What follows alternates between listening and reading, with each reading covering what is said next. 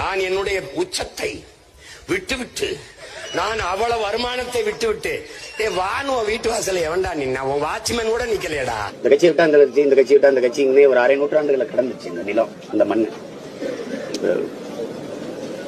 தம்பி எல்லாம் வரும்போது இன்னும் கொஞ்சம் வலிமையா இருக்கும்னு நினைக்கிறேன். இப்ப நம்ம ஒரு ஆளே எழுத்து எல்லா பக்கமும் சட்டம் செய்ய முடியல. அப்ப அவர் வந்தா இன்னும் கொஞ்சம் ஆதரவா இருக்கும். அதனால அவர் வரணும். அவருக்கு இன்னைக்கும் மதிப்பு இருக்கு. இந்தியாவிலேயே அதிக சம்பளம் வாங்குற நடிகர் தமிழ்நாட்டில் அவர் தான் முதன்மையான நடிகர். உண்மையிலே பார்த்தா அவர் தான் இப்போதைக்கு சூப்பர் ஸ்டார். 150 கோடி அவருக்கு சம்பளம், 30 கோடி வரி போனாலும் 120 கோடி அவர் கையில் இருக்கு. அதை பொருள்படுத்தாம வர்றாருன்னா சரி, வரவேற்க வேண்டியதுதான். தமிழர்களுக்கு நிறைய கோடிக்கணக்கான பிரச்சனை இருக்கு.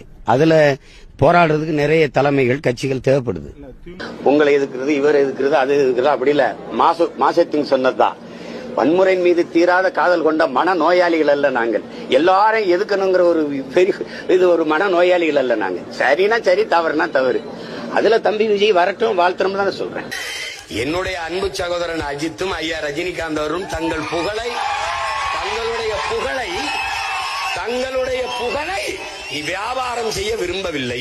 யாரோ வர்றாங்க, வரட்டுமே, அவரு விஜய் வரட்டுமே. ரஜினிகாந்த் ஆதரிக்கிறீங்களா? ரஜினிகாந்துக்கு எனக்கும் சம்பந்தம் இல்ல. விஜய் என்னுடைய தம்பி. அவர் யாரையாரோ வந்து கட்சி ஆரம்பிக்கிறாங்க, அவர் வந்து கட்சி ஆரம்பிச்சா வரவேற்பேன்.